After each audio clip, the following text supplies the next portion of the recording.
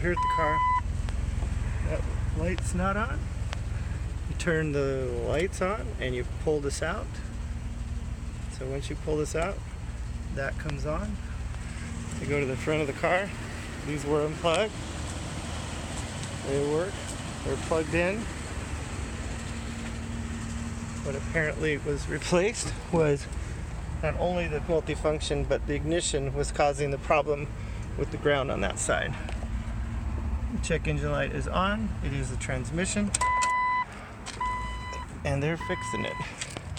I have his glasses, the white Oakleys, and I'm on my way back. I'll send you the information right now.